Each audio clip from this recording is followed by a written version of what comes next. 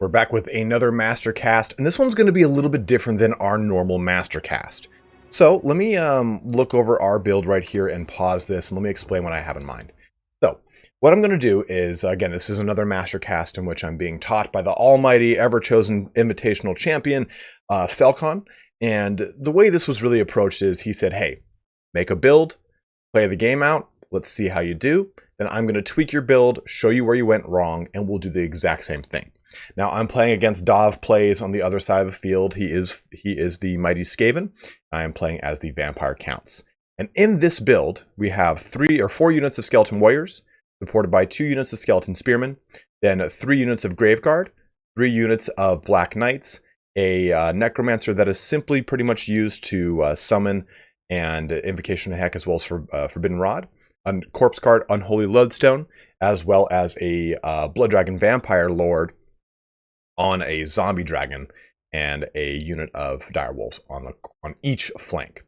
Now, rather than me going through every portion of this battle like I would a normal quick battle, we're pretty much going to play this in a little bit of a faster motion. I'm going to point out things that I obviously did wrong, or that you might not have seen that I did wrong. Then we're going to go over the next battle as if it was a standard quick battle. But I want to kind of show you guys how I'm learning, how my build had to change to kind of fit the need for the army I was fighting. Now that army I'm fighting is, again, Dahvplays. He's going to be playing Tretch Craventail. He wanted to have some fun, went with something a little bit different, and he also has an Eshin Triad unit, the Ixos Triads. Some good anti-large, some good stock on them, followed by a lot of Clan Rat Spears in a nice little pocket here around the Blight Scabs Plague Pack, which is the Regiment Renowned Plague Monk Sensor Bears here. They've got Frenzy, they've got Immune to Psychology, or Demagoguery, that's what it is. They give Immune to Psychology, forgot about that. In addition, we also have the Council Guard, which will give the Guardian passive. We also see 2 units of Doom Flayers, I believe. Yes, 2 Doom Flayers, followed by 2 Rat Ogres, and then a Plague Priest on a Plague Furnace. So a lot of action going on here in this build. Oh, and a Warlock Engineer with Howling Warp Gale to shut down any kind of Zombie Dragon play. So we're going to let this one play out. I'm going to go a little bit of a faster motion. I'm going to pause it, and or I'm going to highlight portions that I will show you outright, which are bad moves on my part. We just kind of chuck down downstream here. Now, I'll tell you guys right now, one thing I did wrong. If you highlight your whole army and have them move, they'll move at the rate of the slowest unit. So that right there, huge issue. That's why I'm struggling to get back in formation. Pushing everything up. Issue number 1. These guys are all not charging at the same time. I've just done this very poorly. What Falcon was saying is take your whole front line, right-click them back here, and they'll all move forward. And then from there, you individualize your charges where you need them to go, but you're not wasting time. The whole line is moving at that point. You don't have shit going like this, where everything's just kind of hanging back. You see how this all kind of plays itself in... plays into a really hard situation where, okay, I've already lost 2 full units of Skeleton Warriors, which are supposed to act as a means of really delaying the force. You can see that we got a really nice gnarly Plague Breath over here. The right side was just completely trapped up on Ixos Triads, which are going to eat up these Black Knights. The Black Knights are getting hung up on this left flank over here when they should be in the back cycle charging. So you can really see that a lot is going on wrong here. Blood Dragon hanging out, looking to do a little breath attack.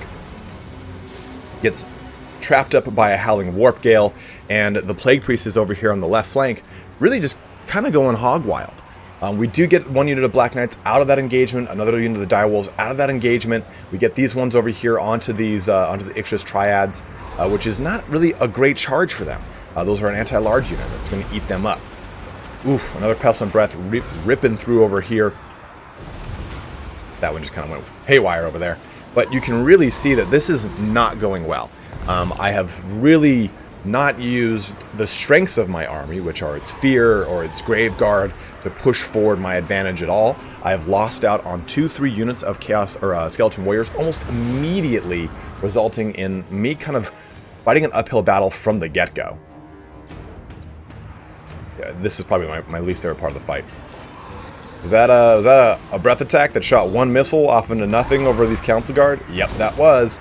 So that was a terrible breath attack. We couldn't shut down this Plague Priest over here. So all these things really culminate in a really, really, really poor battle. I know it looks like it's going back and forth a little bit better for me. I do kind of pull it together towards the end here, but there are so many units not engaged and not doing anything that it really kind of results in so much effort and so many high-value units just kind of being lost here. So as this kind of pushes its way to completion, you can see that we're really starting to balance power bar is going to start shifting pretty wildly. Look at all these just roided up rat ogres, a full health Tretch Raven Tail. Everything left is just Grave Guard. I've got no anti-large to threaten anything anymore, and that's a big thing with vampire counts. You have very limited anti-large, and your best anti-large unit is a 1700 point cost unit in the Blood Dragon Knights. So you really have to pick and choose your battles when it comes to vampire counts and finding out where those anti-large creatures are and really focusing them down. But you can see here we're just going to get picked apart little by little as we go about this little fight here. And there it is, boom. Okay, so now that we've seen that replay, we've seen this fight kind of unfold, we can really see that just terrible, terrible execution here. If I were to redo this, I would have dropped the one Skeleton Warrior and maybe gone with more Spearmen and swapped out these Black Knights and these Direwolves for one or two Blood Dragons. What Falcon was saying is you already have a high value target in the Blood Dragon Vampire Lord on a Zombie Dragon. Bring one or two more, because then it makes it so that your opponent can't just focus down your high value unit and get a shit ton of value. They now have 3 high value units, 2 high value units, and they have to split their fire against them. So it ensures that one or the other, or both, will make it into combat at a higher point of health versus one high value and a bunch of chaff. I mean, for the most part, Dav really didn't need to focus on anything in my army and win. He could have just sit there and held the line, killed the Vampire Lord, and he would have been just fine. So, and that's really what happened. Instead, the Vampire Lord stayed up in the air. He was able to kill my army with almost his entire army intact, and then just completely surround and beat down the Blood Dragon Vampire Lord. Let's take a look at the other replay, in which case I fight a modified build. Now, that is again going to be against Dav's build. He has tweaked it a little bit, and we'll go over those little tweaks here and there, but we'll see how this pans out as we jump over to the next battle. Okay, so here is our revised build. Let's take a look at this real quick, pause this up. So, going over what we had before. Remember, we had some Skeleton Warriors in the front, some Spearmen on the sides, some Black Knights is the bulk of what we were dealing with, but we've changed things up. So we have zombies in the very front, 4 units of them. They're just going to absorb any kind of Skaven shots, anything that just kind of is meant to get tar pitted from the zombies. Then we have a nice little midline here of Graveguard, including the Sternsmen. As we know, they do have some lovely regeneration. Now we also have on the far left the Königstein Stalkers, sorry. And then 2 units of Crypt Cairn Wraiths, and then 3 units of Crypt Horrors. We also have 2 Corpse Carts with an Unholy Lodestone, and then a go with the Necromancer here. So bring this up, and the Necromancer just has Raised Dead and the Forbidden Rod. Now we do have a Strigoi Ghoul King as our main lord here, and before we jump into the thick of this, I just want to go over this real quick. The Strigoi has 6 different ways to regenerate in this specific battle, and that's something that Falcon was going over with me. So let me kind of get close to him so I can do this. Okay, so he gets Hunger. He has his innate regeneration. He gets Curse of Undeath from the Necromancer's ability right here. Target that. Oh, it's so tedious to do this sometimes. Master of Dead, sorry. And we also get his ability here, Ghoul King of Ashoron, and we also get the Unholy Lodestone. So, and Hunger. So, Hunger, Regeneration, Master of Dead, Unholy Lodestone, Curse of Ashoron, and I'm sorry, he also gets his Invocation of Heck ability. So, he has 6 different ways. He can really, oh, and on top of it, I'm so sorry, guys, his lore attribute, the vampiric lore attribute here. Curse of Undeath. That's the other one I was thinking of. So, with all those really stacked on top of him, he's very, very, very durable. And it's not something that you typically see in the competitive realm when it comes to the individual lords. So another thing with this build is, and something that Falcon has taught me, is you really just don't care about one flank. That's okay. This flank can really fall. You use this other flank to kind of, I think it's called like an oblique flank thrust or something like that, where basically you overload one flank so you can then topple onto the other. And ideally, your opponent should be doing something of the same. So you kind of get yourself in this whole like chasing portion of a match. But we also have some direwolves here. They're going to hang out in the back, help out with some things. Dav has changed his build just slightly. He's gone with some poison wind mortars. He has added in some of the Clan of Vulcan tail slashers, and he's added in an additional rat ogre and dropped one of his doom flayers. So let's see how this fight goes now that we have adjusted this build in a much better way, I'd say. We have a lot more regeneration too from our unholy lodestones. We have the ability to kind of overload the front line with these crypt horrors. You can see that the entire army is now moving in tow, and we're not rushing ahead, where we're not like having one force too far out of place, so on and so forth. I'm going to fast forward this, you know, get us into the thick of the actual fighting here. And we should be okay around. As soon as poison wind mortars go in the air, you know it's a good time to start watching. The poison wind mortars already just knocking off into our Koenigsegg stalkers over here. Then we got our Cairn Wraiths just jumping into the Ixchida triads, or Ixchida triads. That's okay. They do not have any kind of magic damage, and that is a key thing to remember when you're dealing with Skaven. They have such a gross amount of magic damage to take advantage of. So using Cairn Wraiths is kind of a little bit risky here, but it did go quite well in this situation. So we can see our zombies are making their way downtown here, right into these clan rat spears. We have our crypt horrors ready to overload the front line when we charge in, and we have some Cairn Wraiths kind of moving over here. A little bit out of position, to be totally honest, but not too bad nonetheless. Poison wind mortars are already starting to shoot down into these Cairn Wraiths. They're recalling back into the trees to get some natural cover over here, and here we go. Boom! We got Big Daddy Strigoi just marching in, too. He's slow marching in. He didn't even care. He says he's on the list. I'm staying in this fucking club. So he's pushing right over here into these tail slashers here. Tail slashers do have fire damage, which is going to be very good in this matchup. Do a little bit of damage, especially to anything with regeneration. Crypt horrors, Strigoi Ghoul Kings, things like that.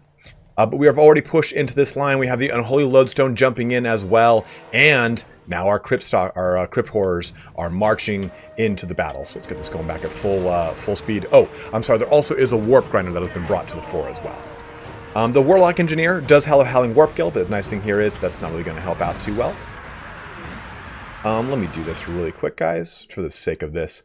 I also have selection markers turned on because that also helps with your wind spells, but turn that off. It'll help out a little bit with our FPS. Crypt horrors, though, pushing into these warp grinders. We've summoned up some crypt ghouls here, overcasted our normal summoning spell to get into these poison wind mortars. They're going to help kind of mulch through them quite quickly.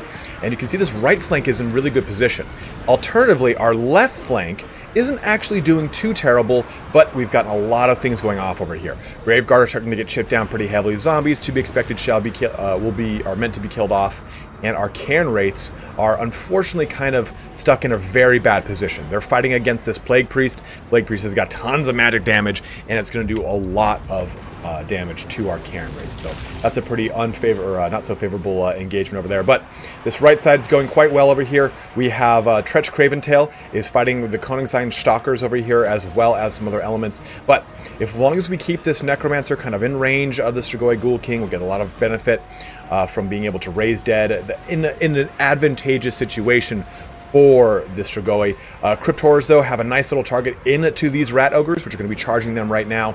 And we can see that Tretch Craventail is surrounded by some Cairn Wraiths. Tretch himself has a very decent melee defense, you can see at 70, but he does not do any magic damage. That's not going to go too well with those Cairn Wraiths over there. As we kind of survey the battlefield, we can see that the Poison Wind Mortars are still online, and they're going to be just chunking out a ton of damage over here on this right flank. We're going to need to shut them down as fast as possible. Warlock Engineer in the dead center, kind of anchoring this line along with the Council Guard. Council Guard giving that passive, that Guardian, that 15% physical resistance to all Lord and heroes. On the far left flank, though, like I was saying, you can see that this is really starting to just get destroyed. We have another Crypt Ghoul summon onto the Poison Wind Mortars, but Dahvplays knows what he's doing, and he is focused down the Cryptors, all of the Graveguard over here. We just simply have a Corpse Cart. We summoned up, oh, I'm sorry, I thought it was a summon of Graveguard, or I'm sorry, of Skeletons. No, it was a summon of Clan Rats. And we do have this unit of Cryptors in pretty bad shape. But jumping back over onto the right side of the battlefield here, we can see that the Graveguard and the Königstein Stalkers are still duking it out here with the Ixchus Triads, which isn't good. We want to get them out of that engagement. We've pushed now heavily back to try and take out those Poison Mortars, which we're able to pull back just a little bit and get a better range on everything again. I would say the biggest thing that I didn't do properly was using these wolves to shut down those Poison Mortars faster. We do have some Cairn Wraiths though that are just free out of a fight here, so hopefully they can do some damage. But take a look at this. Strigoi Ghoul King has a target, and it is... Oh, where is he? Aha, Tretch Craven Tail. So he's going to go right for that little Skaven-y ass. Tons of damage going into Tretch. Keep in mind though, look at this guy, 550 AP damage coming out. He has Claws of Morking, which are going to give that increased AP damage. We just pop Power Stone on him to help out some Winds of Magic regen. But we're looking to just try and hold down the mighty Tretch Craven Tail. If we can get that leadership portion of the Skaven under wraps, we're going to be in a much stronger position. But the Poison Mortar continues to pour more and more damage into my army here. The Council Guard are holding out very well against the Sternsmen. Doesn't matter if the Sternsmen have regeneration. The Council Guard do have AP and anti-large, so they're going to be able to slap these Cryptors around very hard. Uh-oh, we got a little Warp Grinder action going down as well. This one is the lock in place with Warp Quake and Seismic Snare, both at the same time. Just locking everything down, doing damage to everything in this radius. And that is not good for me. That is not going to be great for my Cryptors. But they're just kind of on that outside edge. They can hopefully get out of that situation. But like I was saying, take a look at the Strigoi Ghoul King. He's being focused down right now by Rat Ogres. He's fought with Tretch Craven Tail. He's been taking damage from the Poison Mortars. Ixchus Triads are up against him right now. And he's still at full health. I mean, the Strigoi Ghoul King is in it to win it here, right? He's just looking to duke it out hard. These Poison Wind Mortars getting shut down by a combined attack from all three of these Cryptors. We needed that kind of offensive right now to get that thing shut down as fast as possible. They were pouring out so much damage. They've got about a shot or two left. Let's take a look. 2 rounds of ammunition left. And remember, that is magic damage. It's going to eat up my Cairn Wraiths and all sorts of other things. But again, to kind of survey what we've got going on over here, elements of the Skaven are fleeing back. And we still have our Strigoi Ghoul King. I wasn't sure what I was doing right there. Maybe just kind of knock out some things over there. But our Necromancer is being attacked by the Ixchus Triads, but kind of they circumvent that attack and jump over to the Cryptors, which is probably a better move. Cairn Wraiths getting rear charged. Oh no! But no magic damage on them, so it should be okay. At this point, we can see that we're still trying to deal with these last vestiges of Temple Guard, or I'm sorry, of Council Guard, and we're still trying to knock out Tretch Craven Tail. Strigoi Ghoul King still in great health. Looks very good for his age, and we're trying to just knock out that leadership element. Dav summoning up tons of Clan Rats to try and insulate as much damage as he can into the Plague Priest, which is really good. The Plague Priest doesn't have any... Oh no! Ripping through the Sternsmen right there, doing a good amount of damage, knocking them on their asses. Now, the nice thing here for Dav is that there is no real competent anti-large in the army left. The only thing we have left, really, is Big Daddy Strigoi. He can do a ton of damage here, but Tretch Craven Tail is on his last paw, claw, tail, whatever the hell I'm going to say here. Going right for the Unholy Lodestone, trying to knock out a source of regeneration here, but we still have the Warlock Engineer in for Dav doing AP damage, magic damage and AP damage coming in from the Plague Priest, and one more shot left from the Poison Mortar, shooting into my Sternsmen, knocking them out of the fight as well. This has been a hard back and forth. The balance of power has shifted left and right this entire fight. I will say some things that have really gone wrong for myself, I know, are some poor engagements with our Cairn Wraiths, and kind of throwing away our Dire Pack, our Dire Wolves, I'm sorry. And really for Dav, he got so many good charges in with his Plague Priest being able to shut down those Cairn Wraiths. He had the Poison Mortars shooting the entire game almost. They have 93 kills on them right now as it is.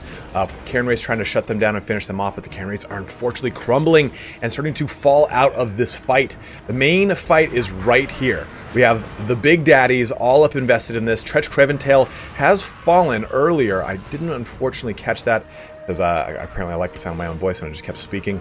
But unfortunately, the Strigoi is now just giving it to this Warlock Engineer. We do have to get rid of this Council Guard. Even though there's 10 of them left, they're still giving that passive bonus to the Warlock Engineer and to the Plague Priest. That's 15% physical resistance that's being mitigated because of the Council Guard still being left alive. There's 6 of them at 69 health. We have the Necromancer kind of hanging back here. We don't want to get him too invested in any fights or anything. He's able to use his Master of the Dead ability and Raise Dead to hopefully help out the Strigoi Ghoul King. But what's going on here, guys? What's the big thing that's going down? The Strigoi is getting knocked over non-stop by the Plague Priest Plague Furnace, and that is going to be miserable to deal with. Although, in a straight-up fight, the Strigoi Ghoul King can dumpster the Plague Priest, the problem is that he can't stay on his feet to do that damage. Interestingly enough, the Poison Wind Mortars came back for one final shot. Try to knock out this Warlock Engineer. It does have AP damage, so getting rid of it is going to be helpful in this engagement because anything that's going to be able to pile onto that Strigoi Ghoul King is going to do additional damage, and we just don't want to deal with that. Storm Vermin have 4 models left at 31 health, going for the Corpse Card here, trying to use our Cairn Wraiths to just knock out those Council Guard. They're almost out of range for the passive bonus onto the Plague Priest. Looks like they are. The Warlock Engineer is coming back into range. Getting a nice summon down of Clan Rats from Dahvplays. This one's down to the wire, guys. We do have a nice balance of power lead over Dahvplays right now, but watch, this is going to be pretty spicy here. So it looks like the Warlock Engineer is broken and is terrified right now. But look at this. Council Guard were able to slap the Corpse Card up. 421 health left on this. Trying to get rid of the last one single model at 13 health. Like, it doesn't get closer than this. Plague Priest is still able to just do a lot of damage and buck the Strigoi Ghoul King down, but all the damage from the Strigoi Ghoul King, whenever it can connect, is substantial. Oh no! Another launch into our Cairn Wraiths, doing magic damage into them, and this last single Council Guard is just duking it out with this this Necromancer. The Necromancer's not doing well for having 300 weapon strength against a single model with 10 health. It's not, he's kicked this thing in the face, and it's still around to win right now. I mean, look at this. Like, he's doing, like, not a substantial amount of damage, but you can see the Mortis Engine effect is on the Necromancer, doing damage to him. You can see that we have got a nice summon up of zombies to try and hold down the Plague Priest, so the Strigoi Ghoul King can jump in and get that charge bonus, do some damage, and boom! Knocked across the map yet again. The final Council Guard is down, and we have just a lowly Necromancer, a Strigoi Ghoul King, and some zombies against an entire Plague Priest. That's okay, though. We do have a 1-up here as far as a high amount of regeneration. We still have Hunger. We still have the King of Ashoran, Legacy of Ashoran, what is it called again? The Ghoul King of Ashoran. And we still have Master of the Dead from the Necromancer. The Necromancer has to stay away from the Plague Priest, though, because he doesn't want to get that constant Mortis Engine effect. You can see it kind of tripping down onto our Strigoi Vampire Lord. A nice Opal Amulet trying to mitigate some of that damage going down. This is all a mixture of AP damage. We have what's it called? Magic damage. We have just contaminated. So there's just all sorts of damage coming out right now. The Strigoi Ghoul King cannot stay on his feet to do the big hits. It really, I think what it comes down to is if you keep him like spam attacking the Plague Priest, Falcon and I believe that he won't actually coincide with his attack animation. It might get bogged down a little bit. So you might actually have to, what we've kind of devised here is click away. You can see that sometimes you'll see the green and sometimes you'll see the red. We have to actually click away from, just shy of the Necromancer. You have to actually click away, then attack again. So he actually reboots his charge using Forbidden Rod, trying to get more winds of magic. Remember, the Forbidden Rod, it does do damage to the Necromancer himself, but he is just up against the wall right now. He's at the last little bits of his health. The Poison Wind Mortars are 4 models left as they just kind of hold on for dear little Skaven life, but The Strigoi Ghoul King is also pretty low too, 1800 health against the 1400 of the Big Daddy Plague Priest. You see his Poison Wind Mortars coming for the last 100 health on this guy. Oh, Forbidden Rod is going to kill him on its own. Oh, and he dies. It is now the Ghoul King against a Plague Priest and some Poison Wind Mortars. We're going to fast forward just a little bit. Not too much, but enough that we get like a better idea of what's going on here. You can see the Ghoul King, he needs to keep his charge. If he doesn't keep charging, you can see his leadership ebbing and flowing. It's because he's surrounded, it's because he's getting charged, he's not attacking. Those things all really affect your leadership. If you don't stay attacking, if I decide to move like this, he's not attacking, his leadership plummets. I make him attack, his leadership comes back. So you have to kind of be mindful of those things when you're trying these kind of risky tactics. But 1,000 health left versus the 1,000 of the Plague Priest. We're just trying to win this out through leadership attrition. Balance of power has now stabilized yet again. Fast forwarding just a little bit more here. You can see the Mortis Engine effect is actually what's doing the majority of the damage to the Strigoi Ghoul King, not the actual damage from the Plague Priest. But oh no, oh, he's so low. His leadership keeps going back and forth, back and forth. You can see the Plague Priest is at 635 versus his 878. I'm going to fast forward just a little bit more. Oh, another wild bucking. 279 to the 684. And there it is. Army losses finally kicking in. And we pull ahead with the Strigoi Ghoul King against Dahvplays. But guys, before we go into our post-battle analysis, please go and check out Dahvplays' channel. You'll see a link to that in the comments below. He has an amazing channel that goes through a lot of different types of content when it comes to competitive multiplayer, quick battles, kind of the numbers of those things. So please go and check out Dahvplays.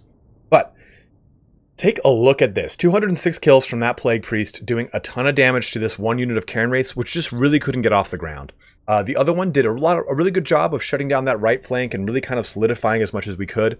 On top of that, the Poison Wind Mortars here, 93 kills in these bad boys, 187 from the Council Guard, as they were able to really just deal with the Grave Guard handedly, as well as damage to the Crypt Horrors.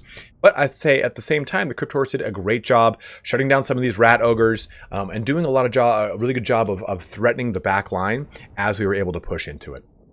So hopefully you guys kind of enjoyed this much longer form breakdown of a quick battle, in which case I'd look at two different builds, one that did work, and just barely, and one that didn't work for obvious reasons. If you enjoy this kind of quick battle content, please let me know in the comments below. I'm trying to kind of, like I said, mix up the formula on how to do quick battles and how to kind of provide them to you guys in a really educational format, or at least in a way that's a little bit different, a little bit more exciting.